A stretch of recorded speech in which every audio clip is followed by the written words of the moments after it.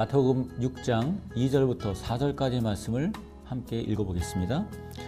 그러므로 구제할 때 외식하는 자가 사람에게 영광을 얻으려고 회당과 거리에서 하는 것 같이 너희 앞에 나팔을 불지 말라. 진실로 너희에게 이르노니 저희는 자기 상을 이미 받았느니라. 너는 구제할 때에 오른손에 하는 것을 왼손이 모르게 하여 내 구제함이 은밀하게 하라. 은밀한 중에 보시는 너희 아버지가 갚으시리라. 오늘 이 구제에 관한 말씀을 함께 나눠보겠습니다. 이 구제에 대해서 우리가 사실 좀 오해하고 있는 부분이 있습니다. 어떻게 구제해야 되느냐? 이해가 안 되는 부분이 3절이죠. 너는 구제할 때 오른손이 하는 것을 왼손이 모르게 하라. 어떻게 오른손이 하는 것을 왼손이 모르게 할까요? 은밀하게 하라고 하는데 우리가 아무리 구제를 해도 내가 구제한 걸 왼손이 모를 정도로, 내가 모를 정도로 구제할 수 있을까? 사실 의문이 듭니다. 그러나 이 말씀은 예수님께서 그냥 하신 말씀이 아니라 굉장히 중요한 메시지를 담고 있습니다. 그 말씀을 함께 나눠보도록 하겠습니다. 먼저 우리 이 성경에서는 아주 구약 성경에서는 구제에 대해서 재밌는 말씀을 여러 가지 했는데 그 중에 구제의 가장 기본이 되는 말씀들이 있습니다. 그게 레위기 19장에 있는 말씀입니다. 레위기 19장 9절부터 10절에 보면 이렇게 되어 있습니다. 너희 땅에 곡물을 벨 때에 너는 밭 모퉁이까지 다 거두지 말고 너의 떨어진 이삭도 줍지 말며 너의 포도원의 열매를 다 따지 말며 너의 포도원에 떨어진 열매도 줍지 말고 가난한 사람과 타국인을 위하여 버려두라. 나는 너희 하나님 여호와니라.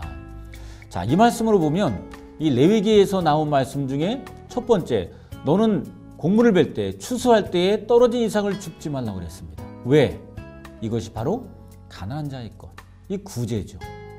자, 그 다음 한 가지가 더 있는데 모퉁이의 것도 거두지 말라. 모퉁이 것까지 다 베지 말라고 하는 거죠. 왜? 이 모퉁이도 가난한 자와 또 객이나 고아의 것이라고 되어 있습니다. 이것이 구제인데 그러면 자, 너는 이렇게 구제해라. 이삭을 남기고 또 모퉁이를 남기고 이렇게 되어 있지 않습니다. 이 레위기에 있는 이 말씀 자체가 우리는 구제라고 생각하지만 그 당시에는 이것이 곧 율법입니다. 하나님이 선포하신 율법은 너희가 추수할 때 이삭을 줍지 않는 것, 그리고 또 추수할 때 모퉁이 땅을 남겨두는 것, 이것이 율법입니다. 말하자면 추수하는 사람들은 이 법을 지켜야 합니다. 그러나 이것이 쓰일 때는 구제로 쓰이는 겁니다. 필요한 사람들, 가난한 사람들이 이 이삭을 주워서 그리고 이 모퉁이 땅에 있는 것을 베어가지고 먹고 살게 되어 있는 것이죠. 자, 모퉁이 땅 그러면 이렇게 볼 수 있습니다. 여기 이제 제가 밭을 이렇게 표현했는데요. 밭에 보면 1번 사선으로 모퉁이 땅을 표시했습니다. 2번, 또 3번, 4번 이렇게 제가 사선으로 다 표시했는데 그럼 여러분들 보시기에는 1번부터 4번까지 어디가 과연 모퉁이 땅입니까? 그건 자기들의 마음입니다. 1번일 수도 있고 2번일 수도 있고 율법은 다 1번을 해도 지키는 것이고 4번을 해도 율법은 지키는 것입니다. 그러나 과연 율법의 정신을 알고 있는 사람들은 몇 번을 지킬 수 있을까? 요거는 이제 자기들의 어떤 마음에 달려있는 것이죠. 이건 나중에 한번 강의할 기회가 있을 겁니다. 자, 그런데 우리가 착각하는 것이 한 가지가 있는데 바로 율법이라고 하는 이 단어입니다. 율법이 무엇이냐? 십계명이다. 그건 계명이죠. 율법 안에 아주 작은 부분이 바로 계명입니다. 근데 이거를 좀 착각을 하는데 자, 율법이란 원어로 보면 토라라고 합니다. 이 토라라고 하는 것이 무엇인지 혹 헷갈리는 분이 있는데 어떤 분은 토라가 탈무드라고 생각합니다. 전혀 다른 겁니다. 토라란 무엇이냐? 토라란 이제 기억하십시오. 창세기, 출애굽기, 레위기, 민수기, 신명기 이 5권의 책을 토라라고 합니다. 바로 율법인 거죠. 그러니까 창세기부터 신명기까지 모든 말씀이 바로 하나님의 율법입니다. 법인 것이죠.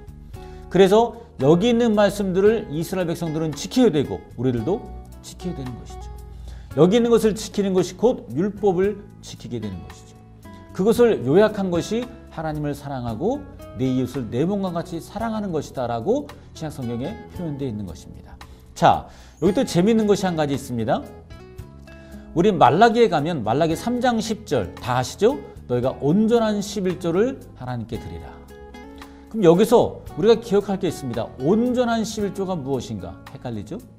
그러나 이것도 원어로 보면 아주 쉽습니다. 온전하다는 이 단어를 보면 원어에는 바로 콜이라고 되어 있습니다.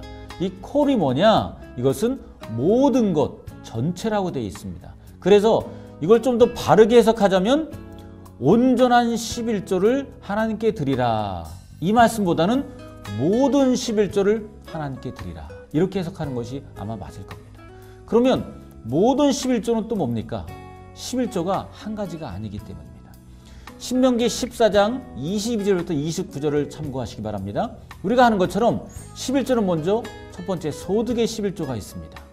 이 소득의 11조는 우리가 내가 일하고 일한 만큼에 대해서 12의 1조를 하나님께 드리는 것이죠. 그러나 쓰이는 용도가 다릅니다. 이 11조는 레위인들에게 쓰여지게 되어 있습니다. 자, 신명기에 나온 말씀을 보면 두 번째 11조가 있습니다. 이 두 번째 11조는 1년에 한 번씩 드리는 매년 11조입니다. 이 11조 헌금은 왜 드리느냐? 이 헌금은 바로 절기 때 쓰이는 헌금 11조입니다. 세 번째 11조가 또 있습니다. 그 11조는 3년마다 드리는 11조가 있습니다. 이 11조는 어디에 쓰이느냐? 바로 가난한 자를 위해서, 구제를 위해서 쓰이는 11조가 바로 3년에 드리는 11조입니다. 말하자면 11조는 우리 소득의 11조, 두 번째는 1년에 한 번 드리는 11조, 세 번째는 3년에 한 번 드리는 11조, 이 세 가지가 있습니다. 하나님께서는 너희가 내 율법을 지켜라, 말하자면 모든 11조를 바치라라고 말씀하신 것입니다. 우리는 이 11조가 드리면 하나님 나한테 복을 주는 것 물론 맞습니다. 그러나 더 중요한 것, 이것은 하나님께서 명령하신 하나님의 율법인 것을 기억해야 합니다. 하나님의 율법이고, 또 두 번째 모퉁이 땅도 율법입니다. 이삭을 남기는 것도 율법입니다. 포도를 추수할 때 포도를 다 따지 않고 남겨두는 것도 율법입니다. 말하자면 우리가 지키는 사람들은 내가 가난한 자를 구제했다라고 생각해서 절대로 구제헌금을 내는 것이 아닙니다. 말하자면 나는 율법을, 하나님의 법을 지킬 뿐입니다. 그러나 쓰이는 용도는 구제로 쓰여서 가난한 자들, 고아나 과부나 객이 바로 이 이삭이나 모퉁이 땅이나 또 포도나무 열매들을 먹는 것입니다. 그리고 또 3년에 한 번 드린 11조를 그들이 구제로 받아서 쓰게 되는 것이죠. 이들이 받을 때 구걸하는 마음으로, 말하자면 숙이는 마음으로, 물론 다 겸손해야겠지만 구걸하는 마음으로 얻는 것이 아니라 당당하게 하나님이 나에게 주신 것을 받아가는 것이 그들의 마음입니다. 내는 사람도 내가 누구를 구제한다는 마음으로 드린 것이 아니라 하나님이 말씀하신 법을 지키는 대로 우리가 행하는 것입니다.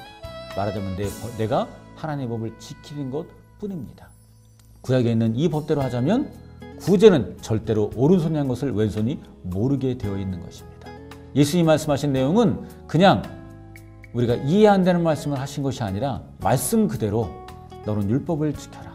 그러다 이 율법을 지키면 그것에 의해서 가난한 자의 구제가 저절로 된다는 사실을 기억하라는 말씀입니다. 내가 생색내서 하는 구제가 아니라 나는 그저 하나님의 율법을 지키는 이삭을 남기고 모퉁이 땅을 남기고 또 포도열매를 남기고 그리고 10의 1조를 드리는 율법을 우리가 행한다면 절대로 구제할 때 어떤 생색내는 일은 없을 것으로 기억합니다.